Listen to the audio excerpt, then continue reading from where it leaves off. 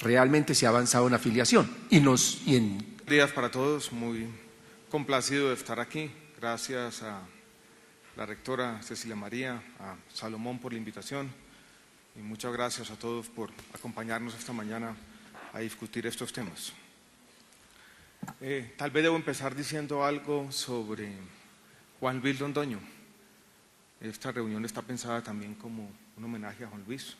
Se están cumpliendo 10 años de su muerte temprana. Quiero decir simplemente lo siguiente. Recuerdo cuando, año 90, 91, leí por primera vez su tesis de doctorado en Harvard y tenía un epígrafe críptico, como todos los buenos epígrafes, que había tomado de, creo yo, el poema 20 de Pablo Neruda. Y decía ese epígrafe: nosotros los de entonces ya no somos los mismos. Puede ser interpretado de muchas maneras, pero él de alguna manera creo que lo vendía como una reflexión sobre el cambio social en Colombia y sobre los efectos inesperados y sobre las transformaciones sociales que muchas veces desbordan las intenciones de los reformadores. Y yo creo que ese epígrafe se podría aplicar a esta discusión. Muchas veces nos hemos preguntado en las discusiones en el ministerio qué pensaría Juan Luis del rumbo que ha tomado su reforma, la Ley 100 del año 93. Es difícil pensarlo, pero seguramente estaría sorprendido. Juan Luis era un optimista, utópico si se quiere. Yo vengo de otra raíz, a pesar de que nacimos en la misma ciudad y coincidimos muchas veces en la vida, pero de alguna manera, y lo van a ver a lo largo de mi presentación, yo creo más en cierto escepticismo fundamental y lo que uno pudiera describir de manera gráfica como una especie de liberalismo trágico. Y creo que nuestra discusión sobre la reforma a la salud, donde se involucran tantos temas éticos, muchas veces ha olvidado eso, que tenemos que escoger entre principios complicados, de que este no es un tema fácil y que las decisiones que tenemos que tomar en cualquier escenario de reforma van a ser decisiones complejas, porque tenemos que escoger unos principios y renunciar a otros, ineluctablemente. Y quiero en varios momentos de mi presentación señalar ese hecho y señalar que esto no es simplemente un ejercicio tecnocrático. Esto es un ejercicio político en el buen sentido, donde la sociedad tiene que tomar decisiones y tiene que tomar decisiones duras. Pero lo que no podemos caer es en ilusiones y creer que vamos a lograrlo todo. Y les doy un ejemplo para empezar a dar la discusión. En los debates que ya hemos tenido en estas últimas 2 o 3 semanas, yo he encontrado la siguiente contradicción, si se quiere. Se dice necesitamos tener mejores tarifas para los prestadores, necesitamos tener una mucha mejor remuneración para los médicos y los trabajadores de la salud, necesitamos tener una mucha mejor cobertura, si se quiere también enfatizar la promoción y prevención con los mismos recursos. Y eso no va a ser posible y tenemos que escoger un camino.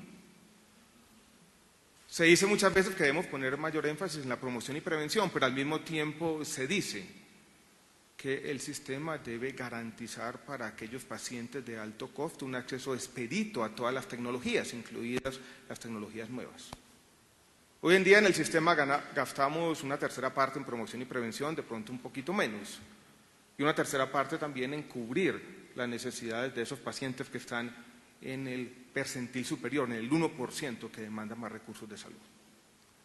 Entonces esto no es fácil e involucra cuestiones éticas sin duda, que la sociedad tiene que empezar a discutir y discutir francamente. He organizado mi presentación haciendo, y no quiero hacer, estoy en la mitad. Recuerden que este foro está de alguna manera organizado primero como un balance de la Ley 100 del año 93 y después como una discusión sobre las posibilidades de reforma. Y estoy aquí en la mitad, entonces quiero hacer un balance simplemente para transmitir 2 o 3 puntos esenciales y pasamos ya a discutir los aspectos más sustantivos de la reforma como un abrebocas al debate que vendrá después. Quiero decir 2 o 3 cosas. Ya se enfatizaron las ganancias en cobertura pero yo creo que también vale la pena enfatizar las ganancias que ha tenido la reforma, y Olga Lucía lo dijo, sobre protección financiera a los hogares. Colombia tiene el gasto de bolsillo, según la gráfica que ustedes ven al lado derecho, más bajo del mundo en desarrollo.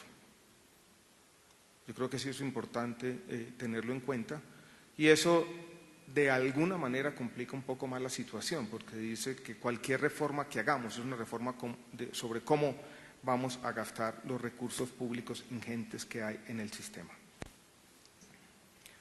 Yo creo que hay también algunas ganancias de acceso que son importantes tener en cuenta, y yo creo que en cualquier escenario de reforma sería importante proteger. Estos son datos primero de la encuesta CACEM del año 93 y después de la encuesta de calidad de vida en el año 2011, que muestran cómo en el año 93 20% de los hogares no tenían ningún tipo de atención en caso de enfermedad. Ese porcentaje cayó al 2%. Para la población más pobre, el porcentaje que no tenía ningún tipo de atención en caso de enfermedad era del 33%, una tercera parte, y ese porcentaje se redujo casi al 1%. Puede que estas encuestas de alguna manera escondan algo, pero yo creo que es bueno tener en cuenta estos resultados, porque el análisis social no se construye solamente coleccionando anécdotas en los periódicos. Yo creo que a veces es bueno también tener en cuenta los resultados poblacionales. Pero hay problemas, y yo no los quiero negar. Y hay, dijéramos, problemas complicados, pero también tenemos, dijéramos, una situación difícil. En estos meses de debate en el ministerio, yo me he encontrado con esta gráfica mostrada de muchas maneras. Y he hecho, si se quiere, un llamado a cierta honestidad intelectual en el debate. La primera vez que yo vi esta gráfica en un debate sobre la salud, la gráfica mostraba simplemente este pedacito, creo que hasta el año 2011.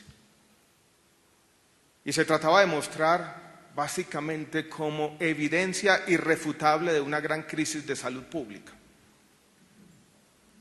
Y se decía con vehemencia en su momento que la mortalidad materna estaba aumentando y que estábamos ante, si se quiere, un colapso del sistema de salud en Colombia.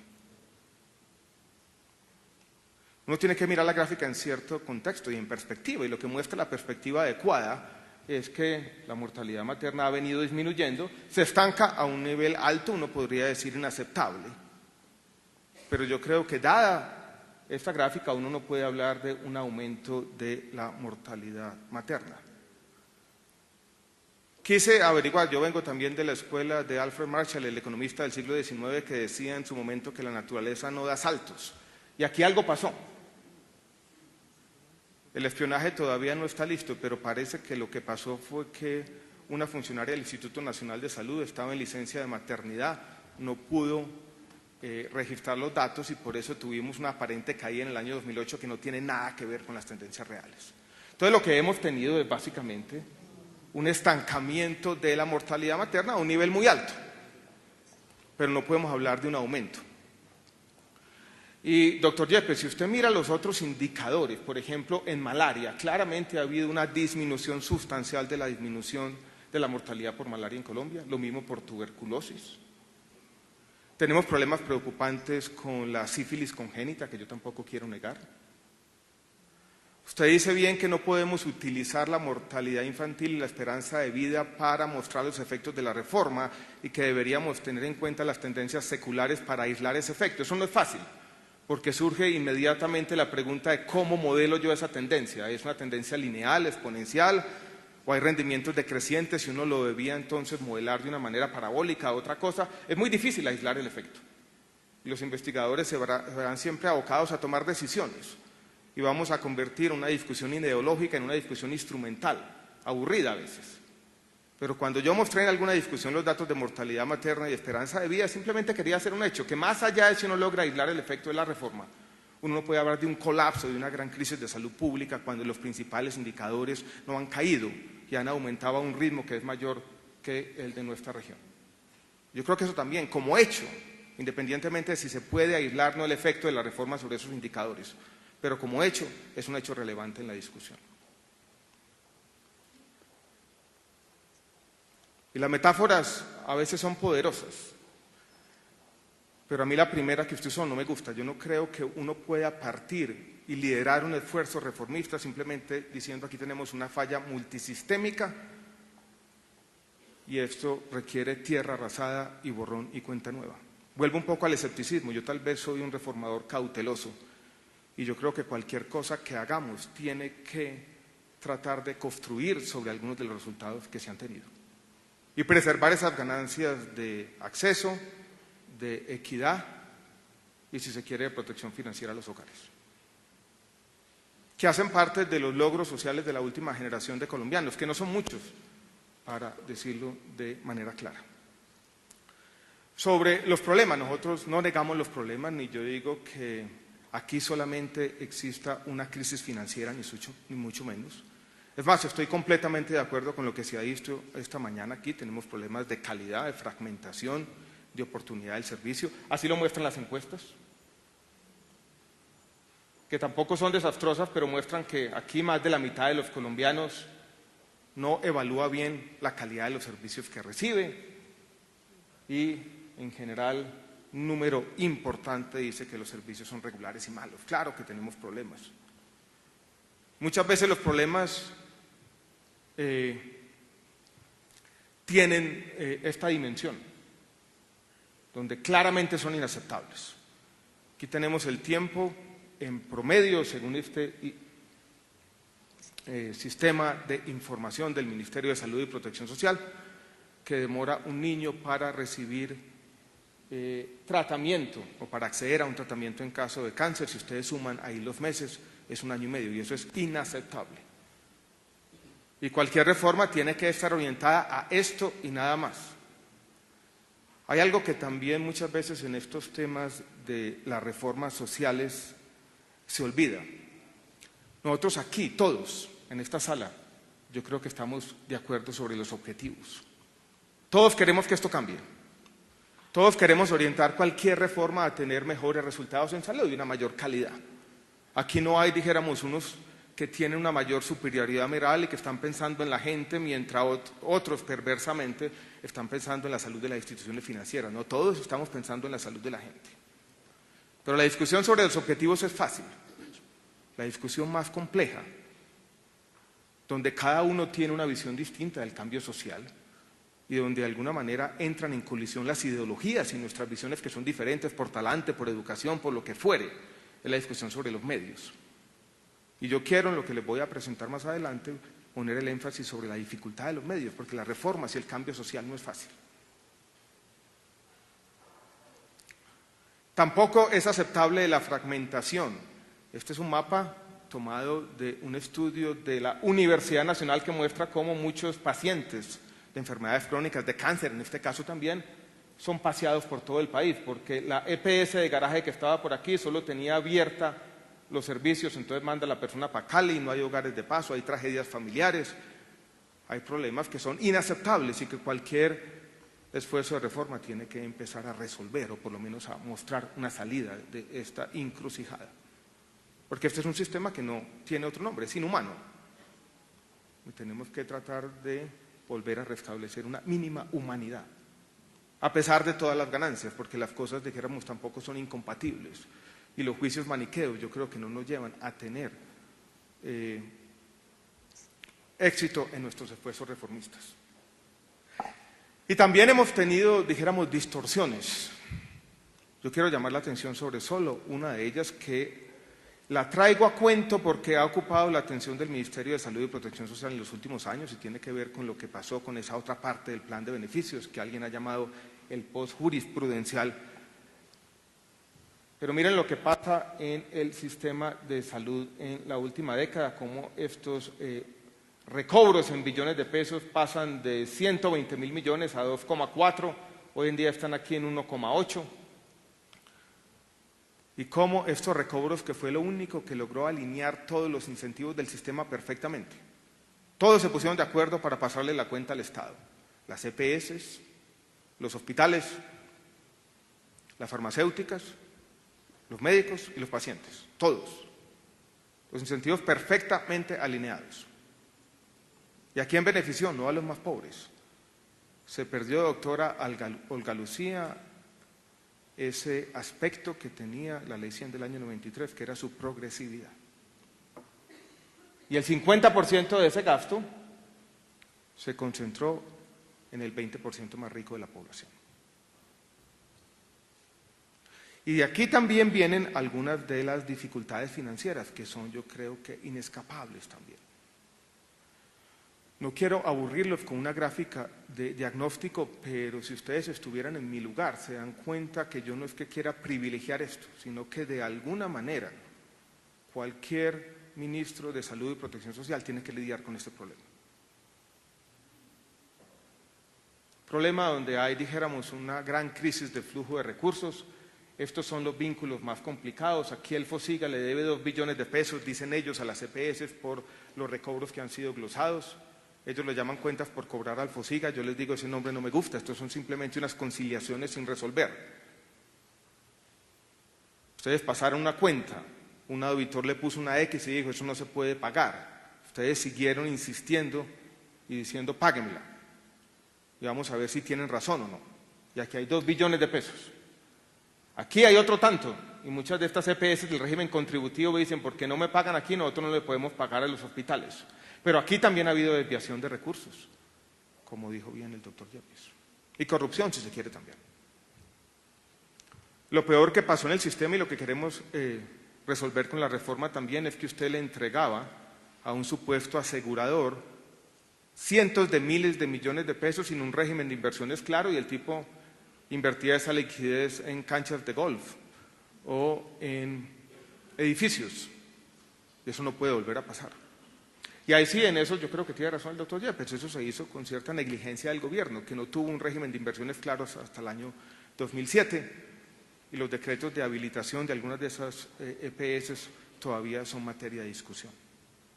Aquí tenemos también problemas. Las entidades territoriales muchas veces por corrupción se quedaron con la plata y no le pagaron a las EPS del régimen subsidiado, y esta no le pudo pagar a buena parte de los hospitales públicos que están de este lado.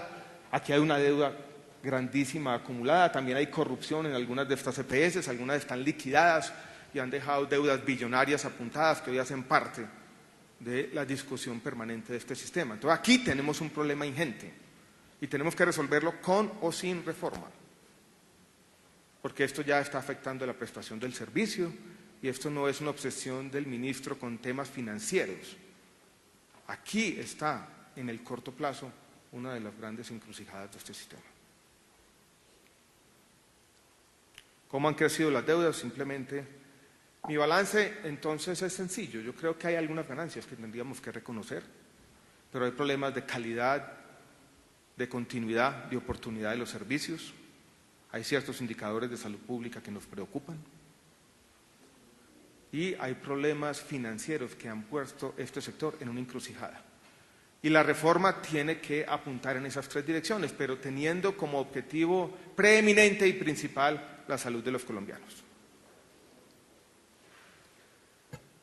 Y eso es lo que plantea la ley como sus principales objetivos: reducir esas barreras de acceso, garantizar esa mayor calidad.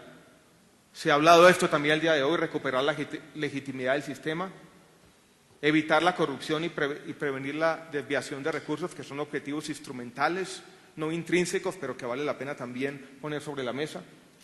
Y yo pongo aquí como un último objetivo, y eso cierra un poco lo que he dicho hasta ahora, también mantener y preservar algunos de los logros que son innegables.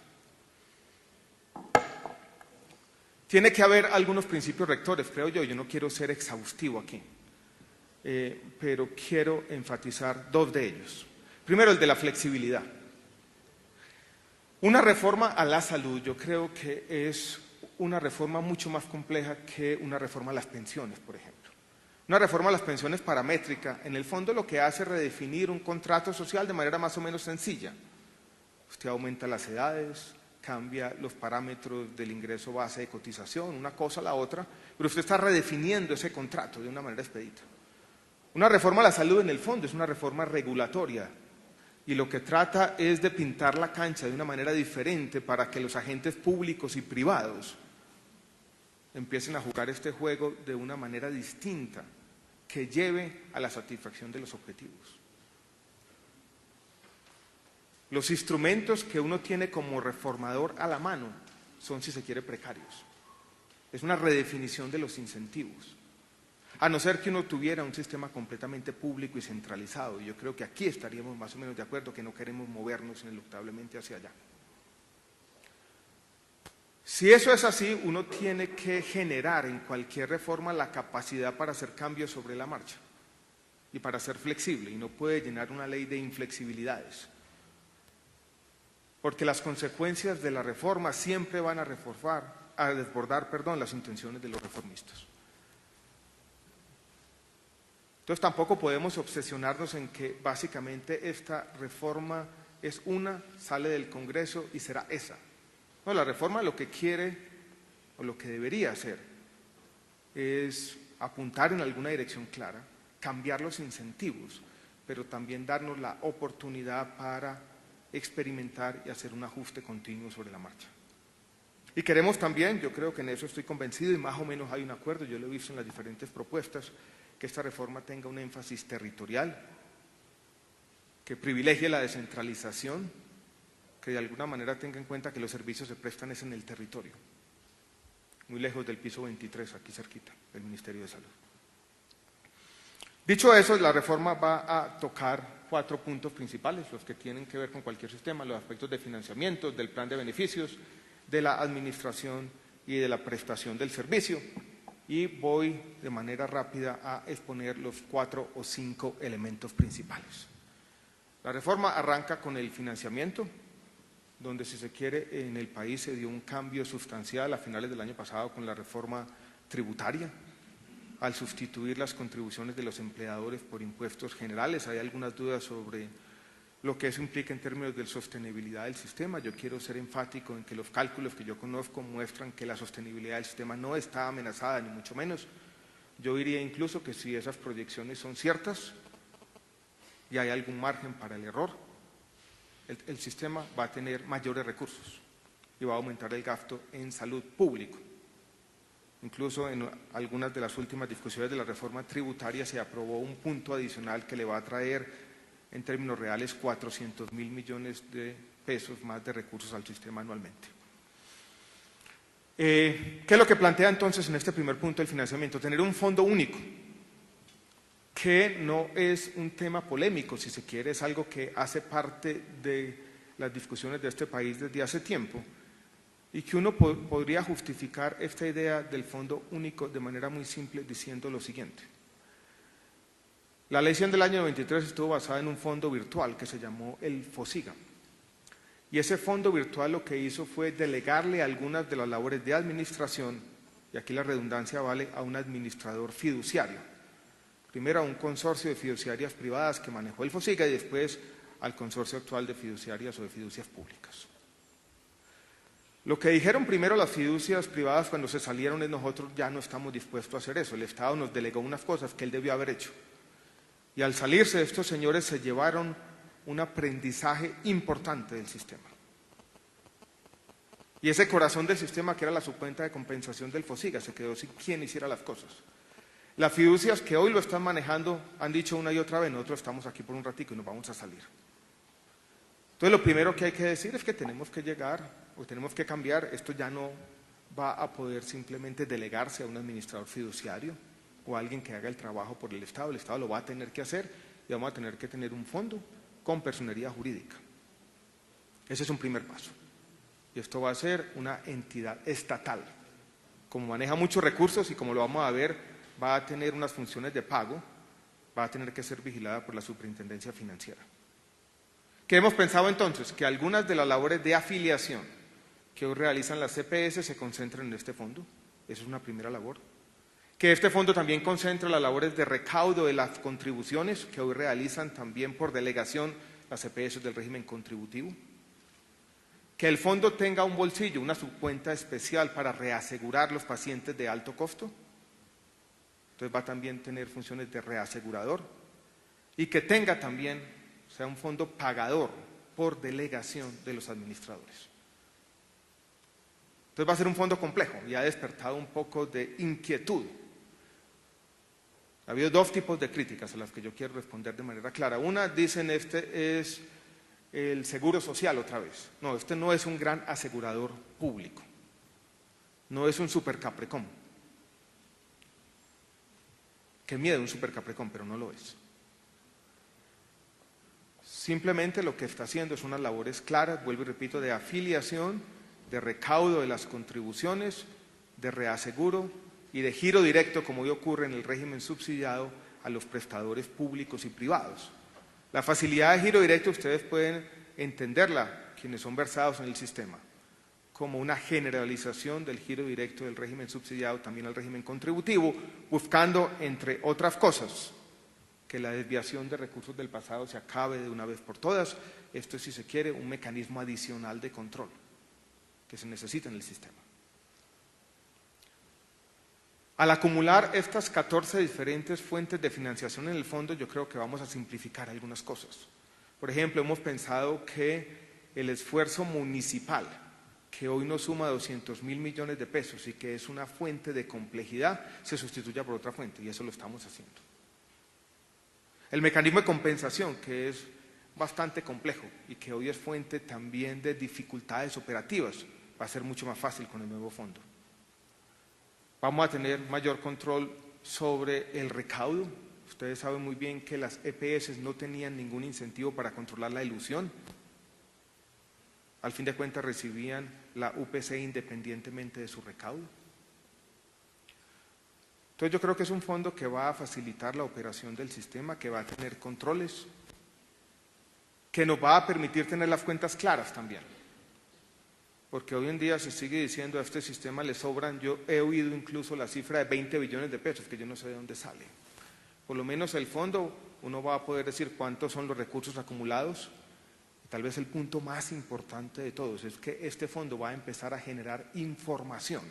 Porque en el fondo lo que está haciendo, y lo vamos a ver en un minuto, y aquí ya me adelanto, es los gestores, que vamos a llamar, le van a decir al fondo, gírele a este prestador por este servicio.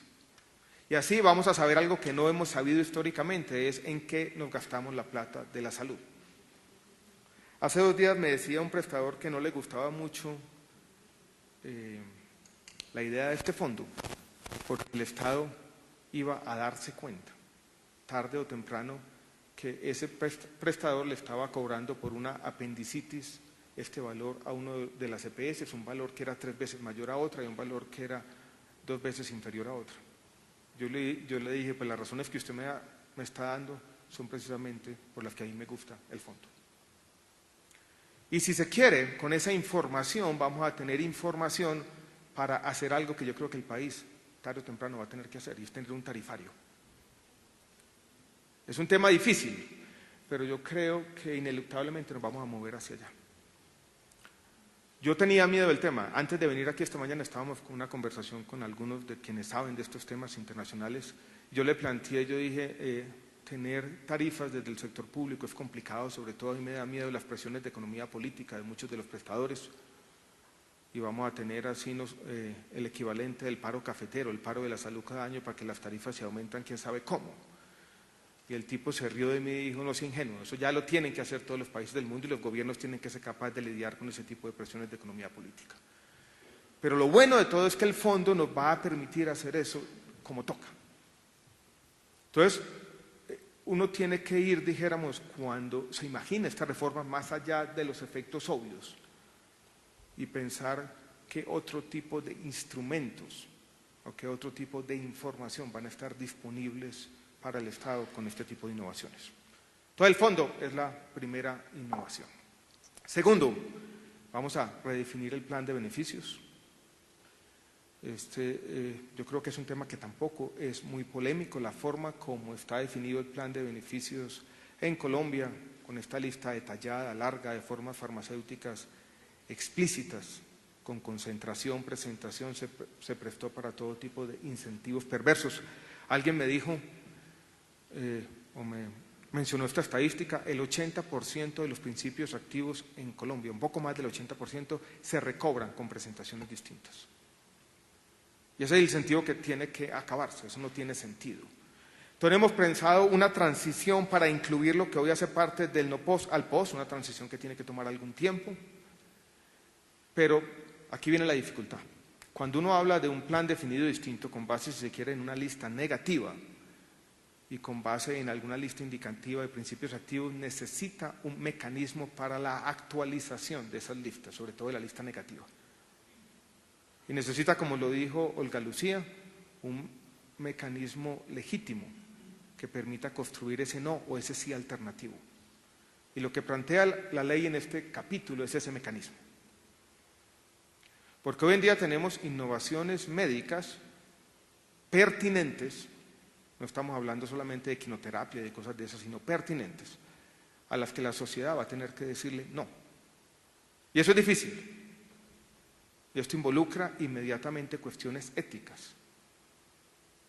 Y si no es legítimo ese mecanismo de negación, no vamos a hacer absolutamente nada. Y eso se tiene que construir. Y para ser legítimo tiene que ser participativo, por ejemplo. Entonces lo que la ley plantea es ese mecanismo dinámico de actualización.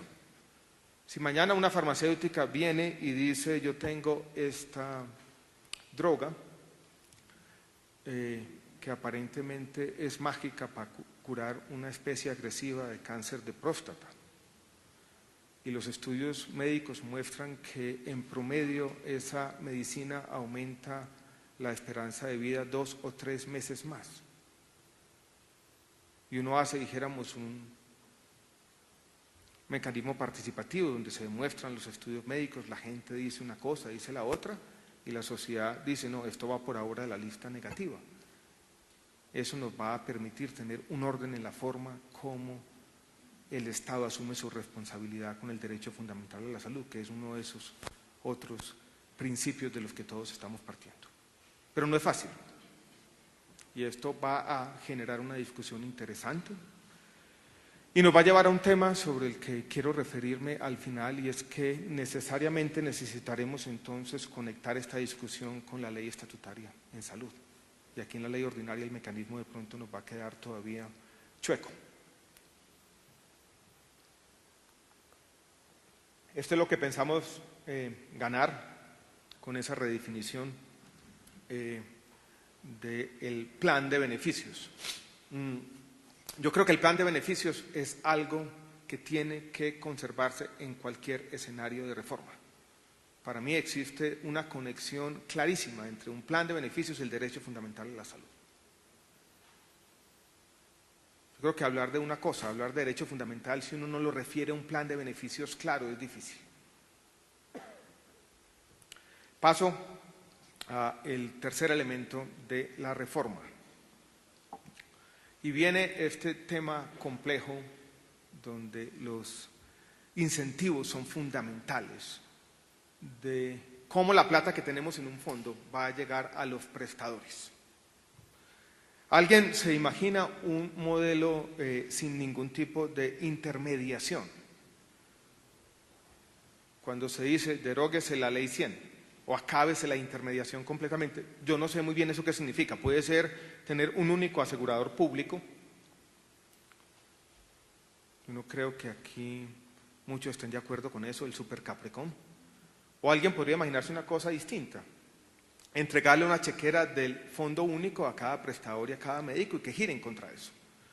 Esa especie de liberalismo extraño nos llevaría a una quiebra del sistema en cuestión de meses, creo yo. Incluso ya pasó en Colombia, por allá cuando al Seguro Social le dio en el año 95, 96, por crear la libre adscripción, y dijo, todo el mundo gíreme, de donde sea. Se generó un déficit de 500.000 millones de pesos en cuestión de 6 meses, que fue el principio del fin del Seguro Social. Entonces, el tema de la intermediación es complicado, porque uno necesita alguien que haga unas labores fundamentales que tienen que hacer parte de cualquier sistema de salud. Nosotros, ¿cómo hemos pensado esto? Y en esto estoy de acuerdo con uno de los puntos que hizo el doctor Yepes aquí.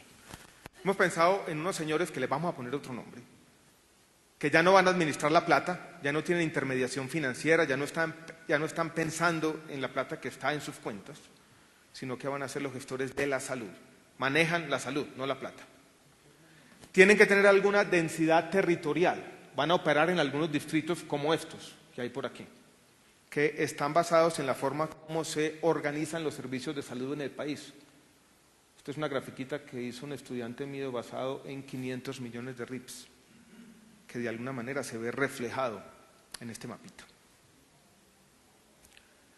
Va a ser fundamental cómo les pagamos a estos gestores, y no puede ser simplemente entregándoles la UPC para que ellos la inviertan como quieran. Vamos a tener que tener los resultados en salud en su remuneración, como castigo o como premio, pero van a tener que ser parte fundamental, y ese es el incentivo clave que tenemos aquí. Y la ley lo va a decir de manera explícita. Se les remunera por resultados de salud en su territorio, porque todos van a tener ese arraigo territorial y van a tener que tener un número mínimo de afiliados en cada área que ustedes ven aquí, para que se acaben de una vez por todas las EPS de garaje. Ellos no van a manejar la plata está allá en el fondo, cada uno tiene una cuenta especial y va a ser girada directamente a los prestadores. Va a existir en la ley, no tengo mucho tiempo, un modelo de atención bien definido, partiendo de las intervenciones colectivas, con la atención básica y con la atención de arriba, pero sobre todo en la parte de abajo, para que no tengan un gran apetito de utilidad. Va a haber un reaseguro para el alto costo y tenemos otro articulito en la ley que después veremos cómo desarrollamos, que se puede hacer algún tipo de redistribución de los excedentes, para que no pase lo que pasa hoy en día, es que algunas de estas EPS rurales tienen unas grandes utilidades simplemente porque se sientan a esperar a que la gente no acceda, dadas las barreras geográficas y de otro estilo. Hay una discusión sobre la integración vertical que nosotros estamos cambiando y estamos dispuestos incluso a aceptar que no debe haber ningún tipo de integración vertical, aunque hoy, en la versión que existe hoy en día, la permitimos hasta los niveles básicos, o ambulatorios si se quiere. Y vamos a tener para algunas de las zonas dispersas, aquí está el Guainía, donde estuve hace 2 semanas, trabajando con el Banco Interamericano de Desarrollo y con Jabe Salud en un modelo especial donde ya desaparezca esta diferenciación entre redes de prestadores y aseguradores. Y eso va a ocurrir por aquí en el Pacífico nariñense y caucano, en buena parte del Chocó y en algunas de estas zonas, donde vamos a tener un modelo diferenciado y especial. Eso, entre otras cosas, nos va a permitir acabar con esta colcha de retazos, que es una de las principales causas de la fragmentación del servicio. Miren las EPS del régimen subsidiado, donde tiene por aquí Barrios Unidos del Chocó con negocios por aquí en la costa Caribe, sin tener una red abierta, o donde estaba cuando estuve en San José del Guaviare hace algunos meses, con Familiar Huila, supuestamente recaudando allí la UPC del régimen subsidiado sin tener red abierta ni ninguna cosa de ese estilo. Entonces yo creo que puede haber cierto orden, podemos transmitir los incentivos correctos y podemos de esta manera mejorar algunos de los problemas que mencionamos al comienzo. Ahora, la discusión está abierta, pero es una discusión compleja, es una discusión donde tenemos que encontrar quién realice esas labores. Y por eso es que yo he planteado, por ejemplo, para el régimen subsidiado, que algunas de esas labores podrían ser asumidas por las entidades territoriales bajo ciertas condiciones estrictas, un tema que ha generado un poquito de reacción, pero yo simplemente he querido poner sobre la mesa un principio. Les vuelvo a mencionar el tema de Guainía hace 2 semanas. Tuvimos allí una mesa de salud que hacemos con la comunidad. Allí estaban el secretario de salud, el gobernador, el alcalde, los encargados de la salud del departamento. Hay 2 EPS del régimen subsidiado allí, una indígena y Caprecom. Los gerentes de Caprecom y de la EPS indígena no estaban, no les interesa, no le rinden cuentas a nadie. Y uno por lo menos tiene que darle la responsabilidad del manejo a quien está rindiéndole cuentas permanentemente a la ciudadanía. Es, si se quiere, darle la responsabilidad a quien la tiene. Y yo creo que aquí esta especie de tautología tiene sentido. Y va a venir una discusión importante sobre si queremos, en este esquema donde ya se ha borrado de alguna manera esa frontera antipática entre los regímenes subsidiado y contributivo, mantenerla o no. Y ahí dijéramos 2 razones para mantenerla. Ambas son pragmáticas, ninguna obedece a un principio bien establecido. Una, porque queremos mantener algún incentivo para que la gente contribuya, en todo caso de allí 6, 8 billones de pesos. Y la otra, que uno quisiera conectar el régimen subsidiado, en todo caso, por lo menos transitoriamente, a la red pública de hospitales para asegurar su sostenibilidad. Porque algunos de ellos, sobre todo en los niveles de mayor complejidad, no están preparados para competir en un ambiente como el que se podía crear si uno elimina completamente esta barrera. Hay algunos de los efectos que esperamos de la reforma. Hemos planteado como un punto menor que ha generado polémica, y yo creo que esta es una discusión interesante que vale la pena mantener. No es que queramos per se aumentar, dijéramos, los seguros voluntarios, pero sí queremos eliminar un aspecto antipático que tiene nuestro sistema, o la forma como los seguros obligatorios se han venido articulando con los seguros voluntarios, y es que la gente paga 2 veces por el cubrimiento. Usted contribuye, paga la UPC y paga por una cobertura, va, compra un seguro privado, vuelve a pagar por lo mismo. Que si usted sí quiere pagar por un seguro privado, pues se vaya y se pueda trastear la UPC para que no tenga que pagar 2 veces y se elimine ese impuesto escondido, porque no es otra cosa que un impuesto escondido. Eso genera problemas y alguien podría decir, está restándole solidaridad al sistema. No tanto porque la gente no se está llevando la contribución como en Chile, sino solamente la unidad de pago por capitación. Entonces, quienes ganan más están dejando la plata en el sistema. Selección adversa sí se puede generar. O sea, la gente de pronto puede salirse cuando no tiene ningún problema y volver a entrar cuando ya tiene problemas de salud. Hemos planteado también cambios en la descentralización, sobre todo en los hospitales públicos.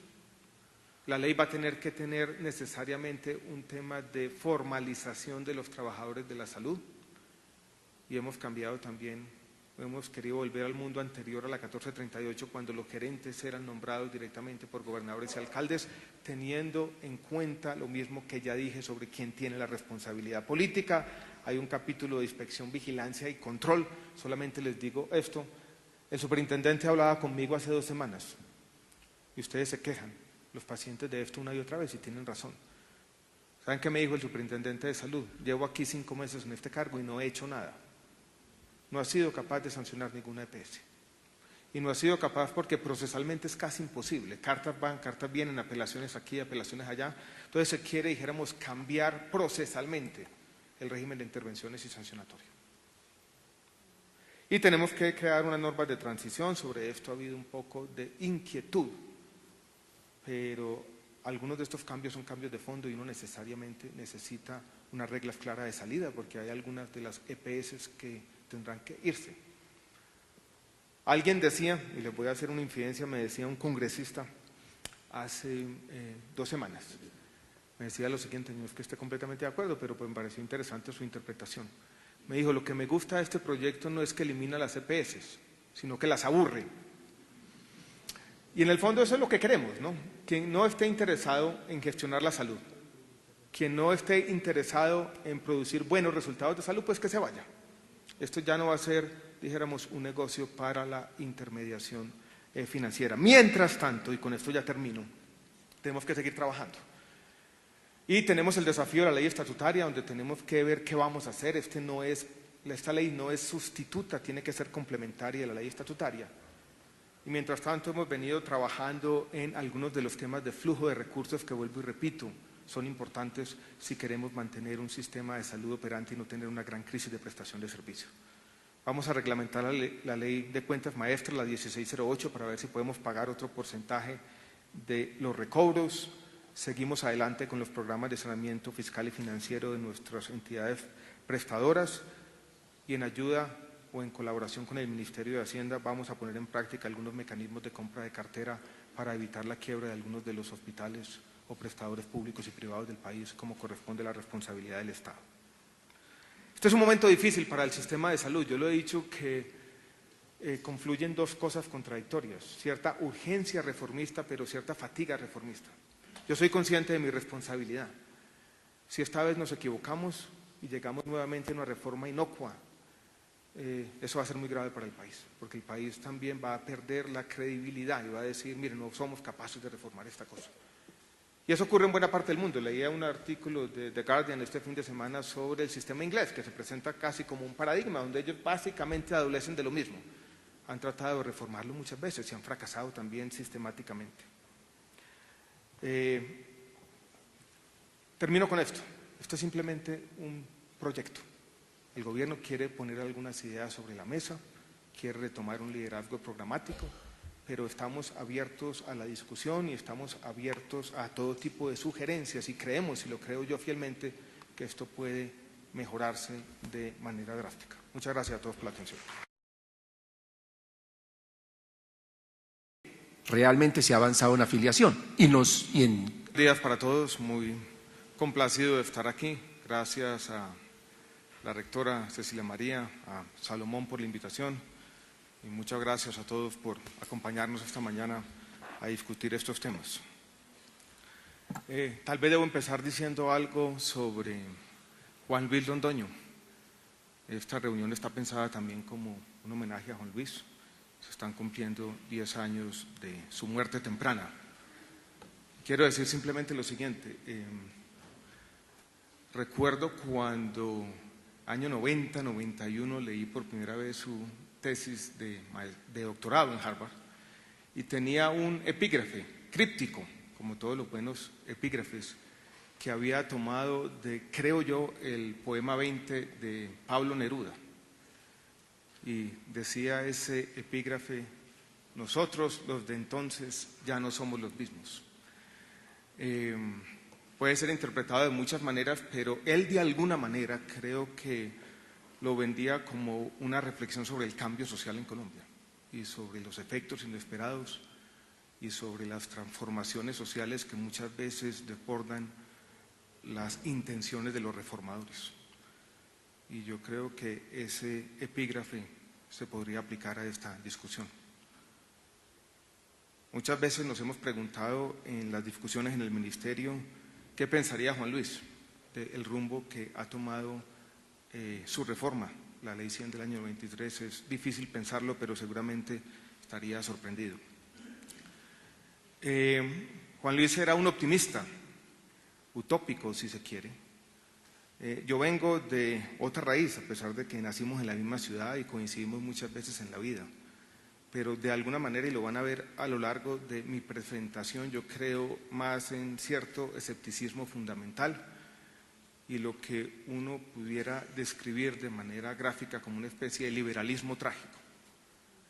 Y creo que nuestra discusión sobre la reforma a la salud, donde se involucran tantos temas éticos, muchas veces ha olvidado eso, que tenemos que escoger entre principios complicados, de que este no es un tema fácil y que las decisiones que tenemos que tomar en cualquier escenario de reforma van a ser decisiones complejas, porque tenemos que escoger unos principios y renunciar a otros, ineluctablemente.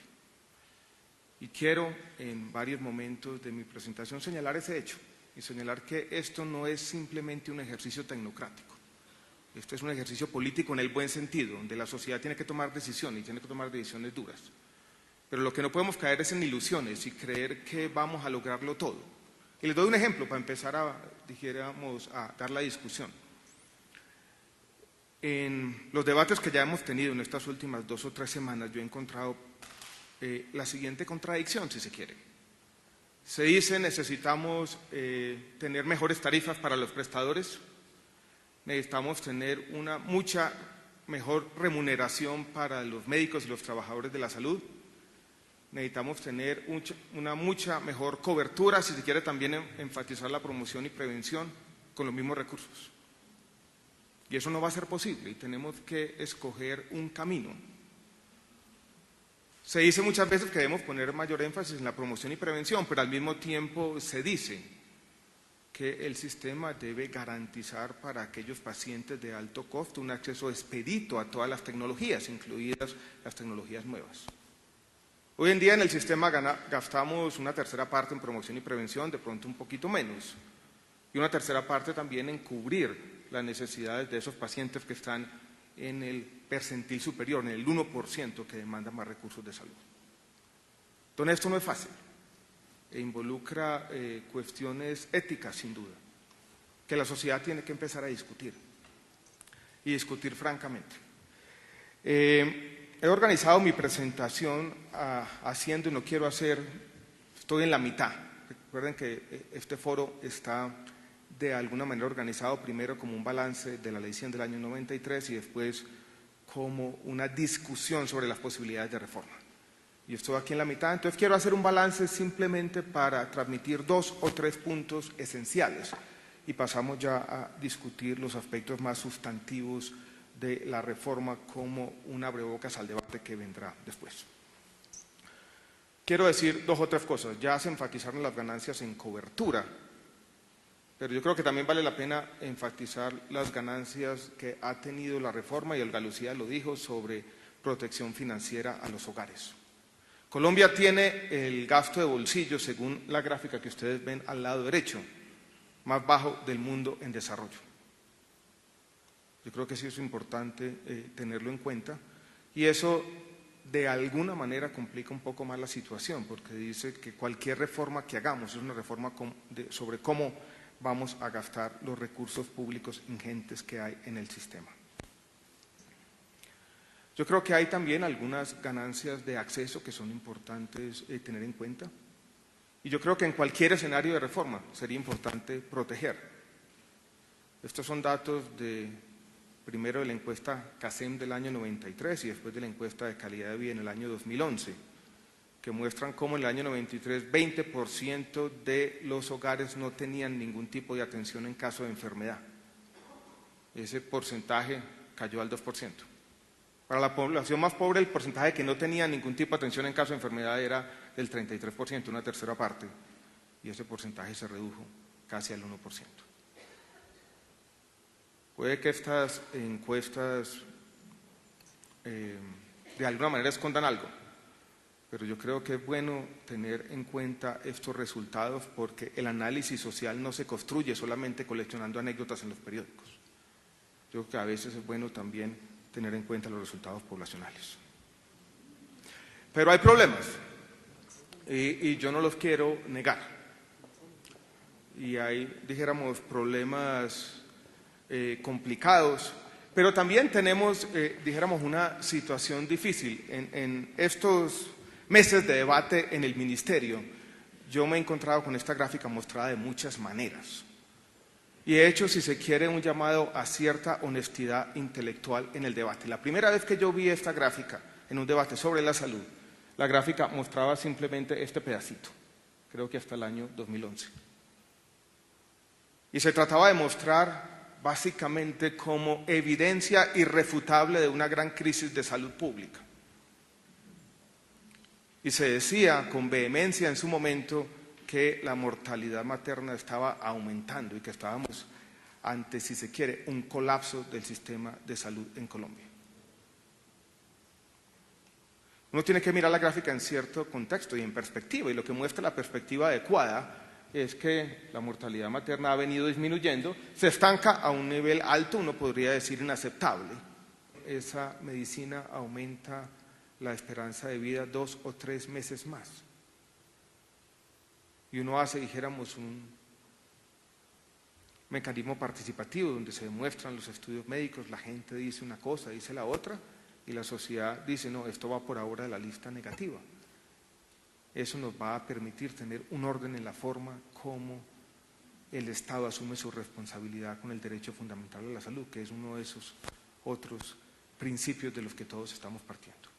Pero no es fácil, y esto va a generar una discusión interesante y nos va a llevar a un tema sobre el que quiero referirme al final, y es que necesariamente necesitaremos entonces conectar esta discusión con la ley estatutaria en salud. Y aquí en la ley ordinaria el mecanismo de pronto nos va a quedar todavía chueco.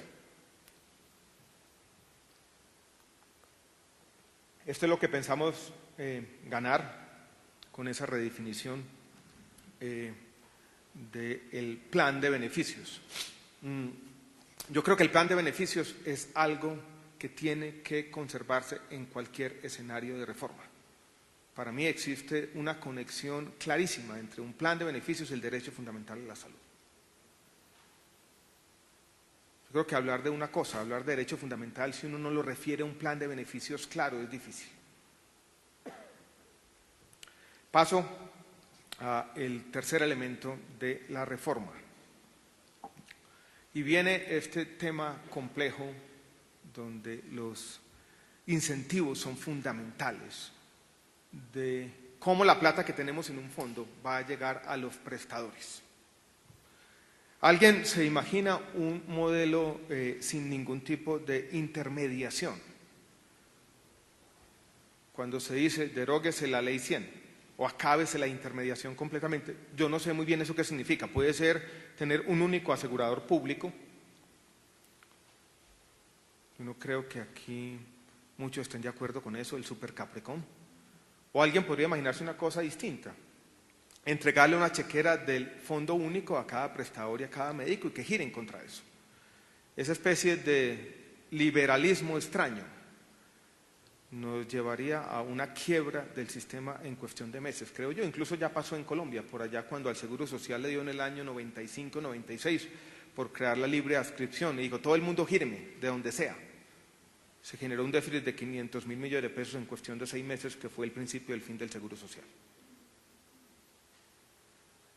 Entonces, el tema de la intermediación es complicado, porque uno necesita alguien que haga unas labores fundamentales que tienen que hacer parte de cualquier sistema de salud.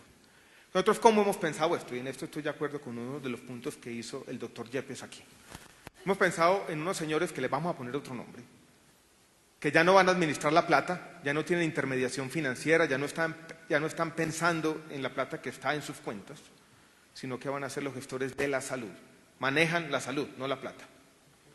Tienen que tener alguna densidad territorial. Van a operar en algunos distritos como estos que hay por aquí, que están basados en la forma como se organizan los servicios de salud en el país.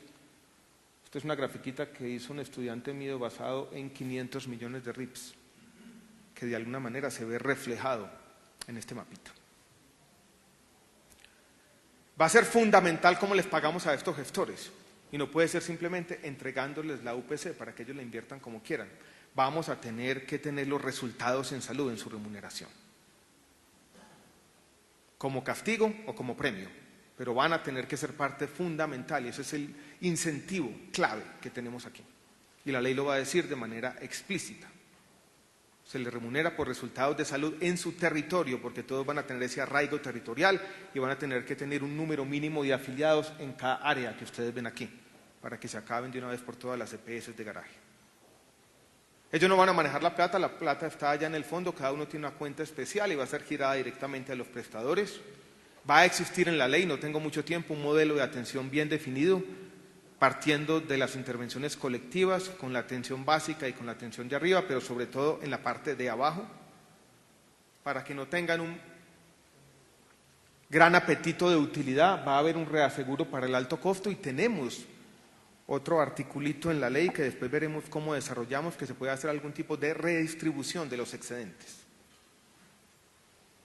Para que no pase lo que pasa hoy en día, es que algunas de estas EPS rurales tienen unas grandes utilidades simplemente porque se sientan a esperar a que la gente no acceda, dadas las barreras geográficas y de otro estilo. Hay una discusión sobre la integración vertical que nosotros estamos cambiando y estamos dispuestos incluso a aceptar que no debe haber ningún tipo de integración vertical, aunque hoy, en la versión que existe hoy en día, la permitimos hasta los niveles básicos, o ambulatorios si se quiere. Y vamos a tener para algunas de las zonas dispersas, aquí está el Guainía, donde estuve hace 2 semanas, trabajando con el Banco Interamericano de Desarrollo y con Cabe Salud en un modelo especial donde ya desaparezca esta diferenciación entre redes de prestadores y aseguradores.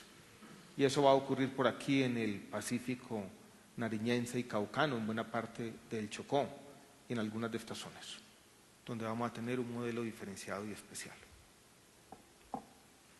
Eso, entre otras cosas, nos va a permitir acabar con esta colcha de retazos, que es una de las principales causas de la fragmentación del servicio. Miren las EPS del régimen subsidiado, donde tiene por aquí Barrios Unidos del Chocó con negocios por aquí en la costa Caribe, sin tener una red abierta. O donde estaba cuando estuve en San José del Guaviare hace algunos meses, con Familiar Huila, supuestamente recaudando allí la UPC del régimen subsidiado sin tener red abierta ni ninguna cosa de ese estilo. Entonces yo creo que puede haber cierto orden, podemos transmitir los incentivos correctos y podemos de esta manera mejorar algunos de los problemas que mencionamos al comienzo. Ahora, la discusión está abierta, pero es una discusión compleja y es una discusión donde tenemos que encontrar quién realice esas labores. Y por eso es que yo he planteado, por ejemplo, para el régimen subsidiado, que algunas de esas labores podrían ser asumidas por las entidades territoriales bajo ciertas condiciones estrictas, un tema que ha generado un poquito de reacción. Pero yo simplemente he querido poner sobre la mesa un principio. Les vuelvo a mencionar el tema de Guainía hace 2 semanas. Tuvimos allí una mesa de salud que hacemos con la comunidad. Allí estaban el secretario de salud, el gobernador, el alcalde, los encargados de la salud del departamento. Hay 2 EPS del régimen subsidiado allí, una indígena y Caprecom. Los gerentes de Caprecom y de la EPS indígena no estaban. No les interesa, no le rinden cuentas a nadie. Y uno por lo menos tiene que darle la responsabilidad del manejo a quien está rindiéndole cuentas permanentemente a la ciudadanía. Es, si se quiere, darle la responsabilidad a quien la tiene.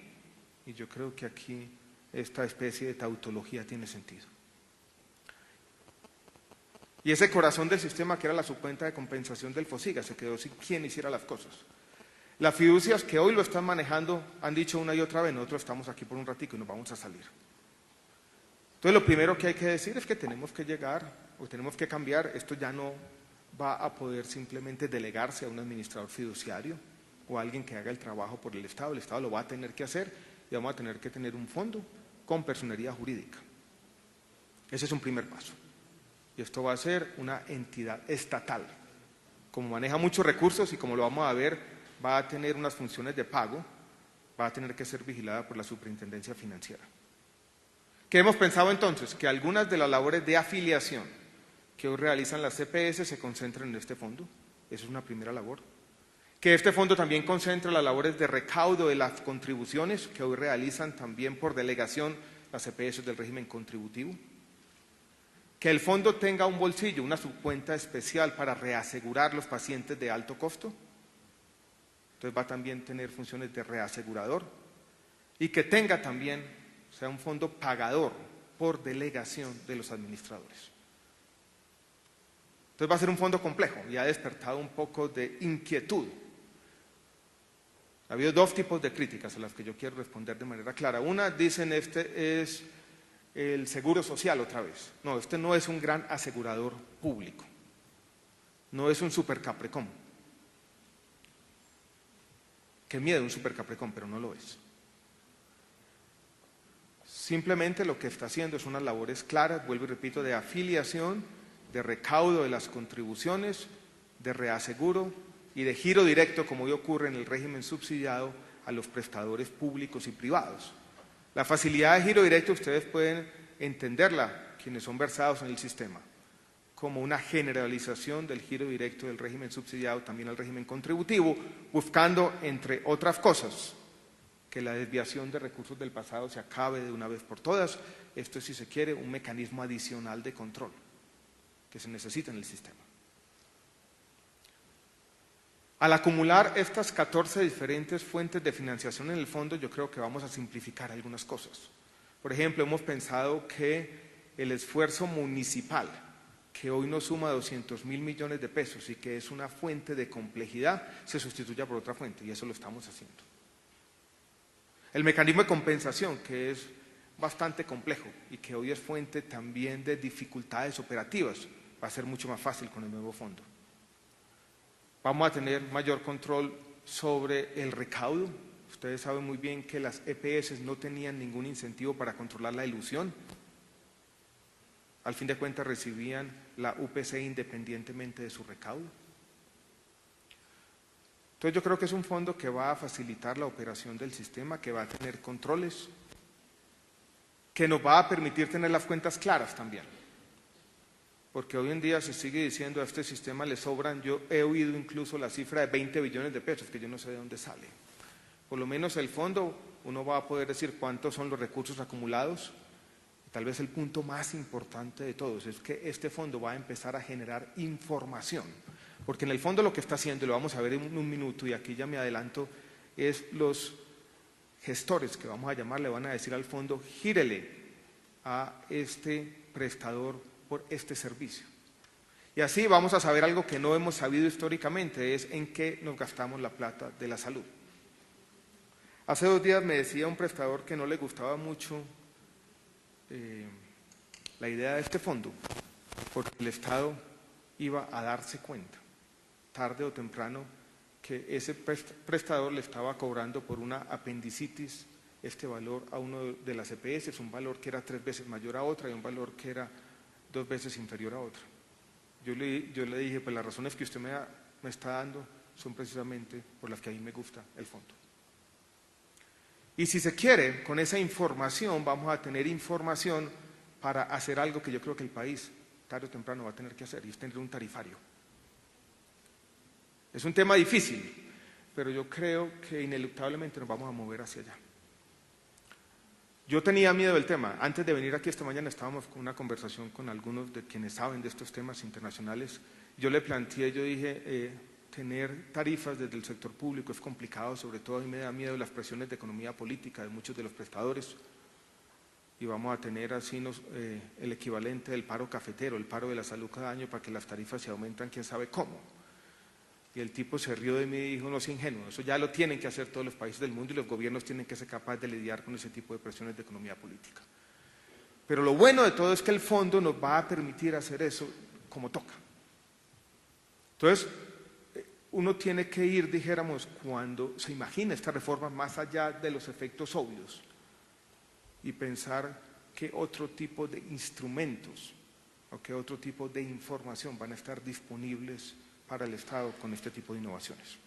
Todo el fondo es la primera innovación. Segundo, vamos a redefinir el plan de beneficios.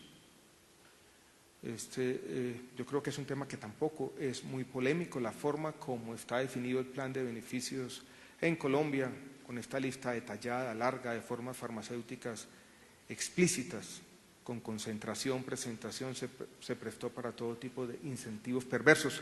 Alguien me dijo, o me mencionó esta estadística, el 80% de los principios activos en Colombia, un poco más del 80%, se recobran con presentaciones distintas. Y ese es el sentido que tiene que acabarse, eso no tiene sentido.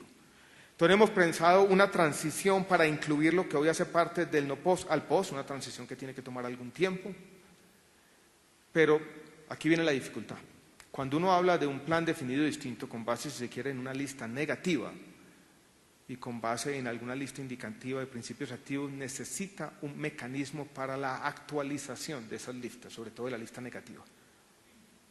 Y necesita, como lo dijo Olga Lucía, un mecanismo legítimo que permita construir ese no o ese sí alternativo. Y lo que plantea la ley en este capítulo es ese mecanismo.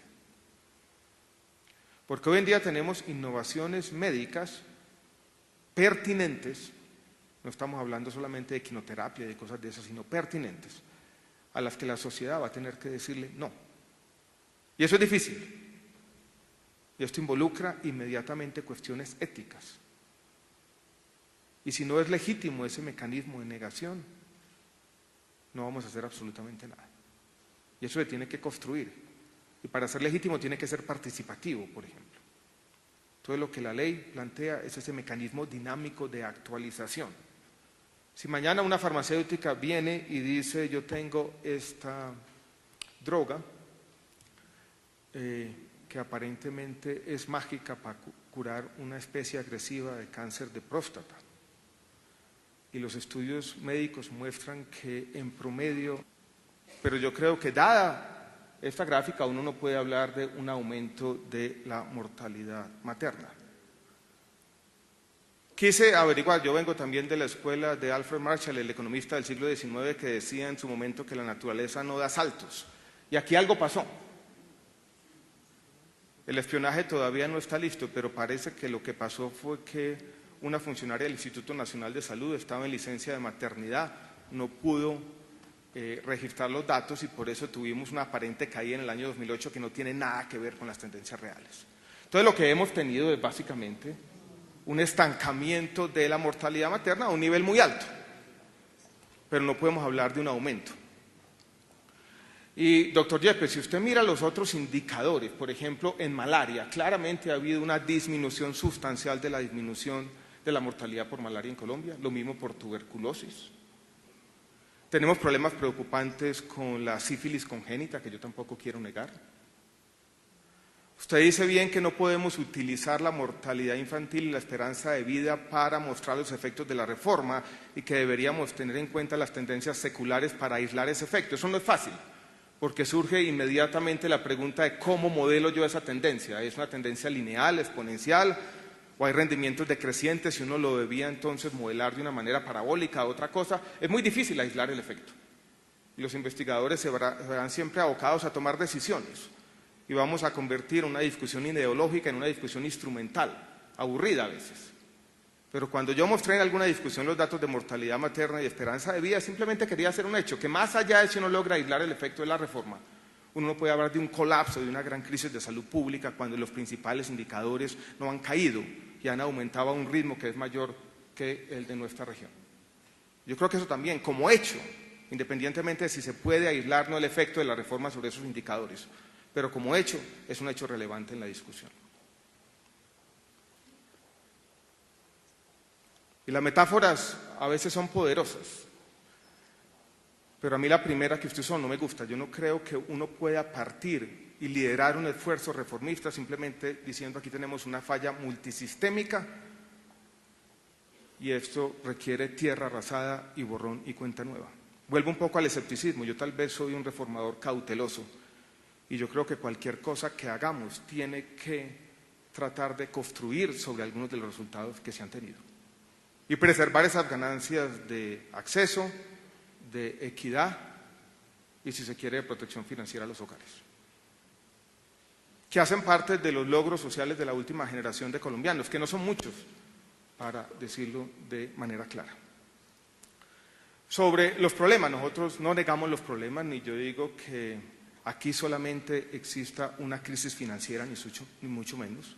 Es más, estoy completamente de acuerdo con lo que se ha dicho esta mañana aquí. Tenemos problemas de calidad, de fragmentación, de oportunidad del servicio. Así lo muestran las encuestas, que tampoco son desastrosas, pero muestran que aquí más de la mitad de los colombianos no evalúa bien la calidad de los servicios que recibe y, en general, un número importante dice que los servicios son regulares y malos. Claro que tenemos problemas. Muchas veces los problemas tienen esta dimensión, donde claramente son inaceptables. Aquí tenemos el tiempo en promedio, según este sistema de información del Ministerio de Salud y Protección Social, que demora un niño para recibir tratamiento o para acceder a un tratamiento en caso de cáncer. Si ustedes suman ahí los meses, es 1 año y medio y eso es inaceptable.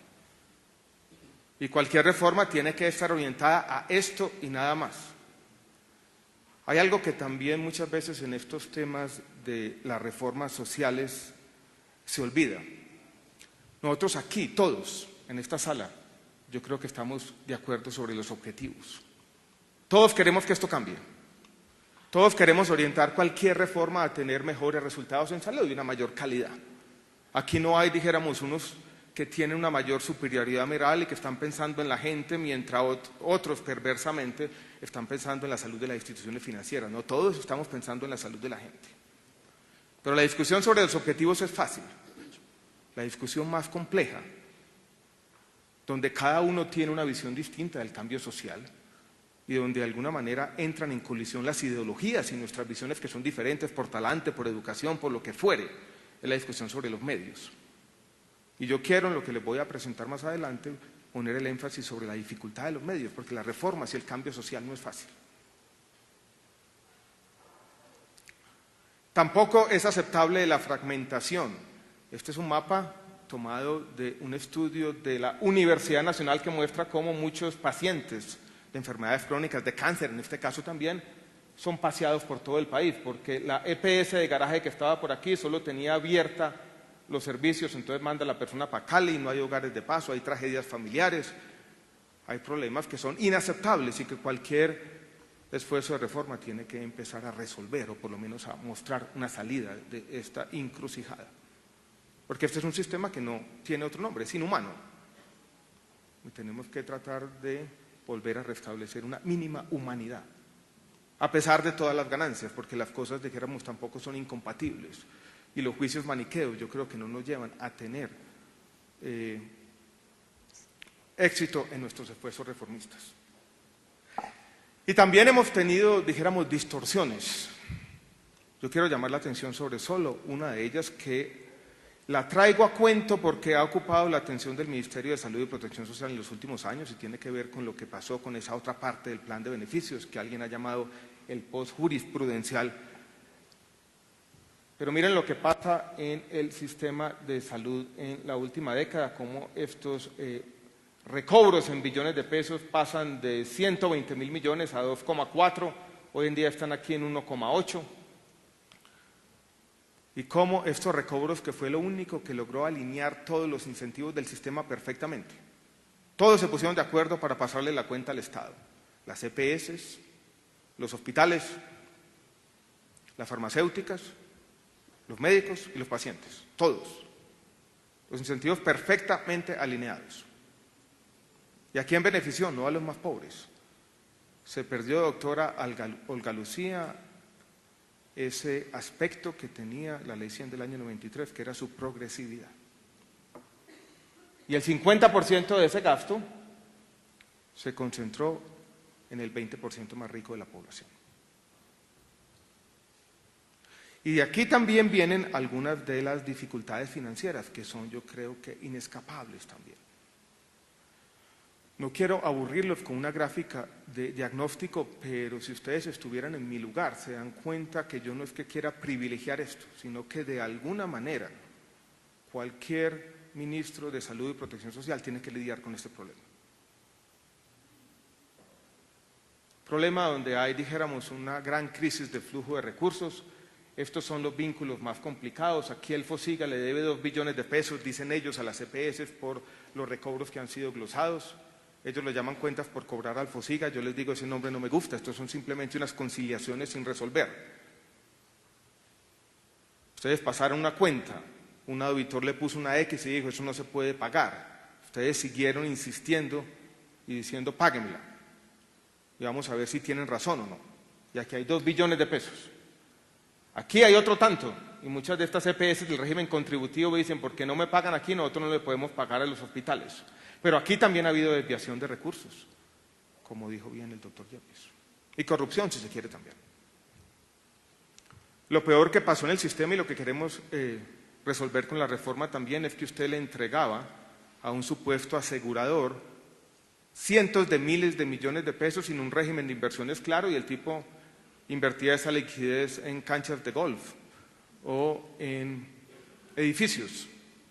Y eso no puede volver a pasar. Y ahí sí, en eso yo creo que tiene razón el doctor Yepes, eso se hizo con cierta negligencia del gobierno, que no tuvo un régimen de inversiones claros hasta el año 2007, y los decretos de habilitación de algunas de esas EPS todavía son materia de discusión. Aquí tenemos también problemas, las entidades territoriales muchas veces por corrupción se quedaron con la plata y no le pagaron a las EPS del régimen subsidiado, y esta no le pudo pagar a buena parte de los hospitales públicos que están de este lado. Aquí hay una deuda grandísima acumulada, también hay corrupción en algunas de estas EPS, algunas están liquidadas y han dejado deudas billonarias apuntadas que hoy hacen parte de la discusión permanente de este sistema. Entonces aquí tenemos un problema ingente y tenemos que resolverlo con o sin reforma, porque esto ya está afectando la prestación del servicio y esto no es una obsesión del ministro con temas financieros. Aquí está, en el corto plazo, una de las grandes encrucijadas de este sistema.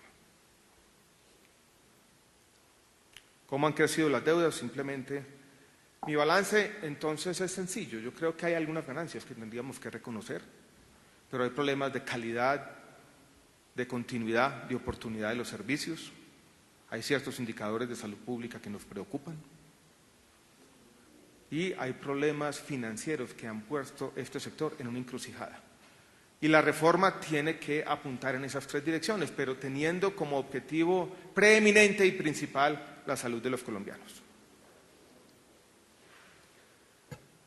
Y eso es lo que plantea la ley como sus principales objetivos: reducir esas barreras de acceso, garantizar esa mayor calidad.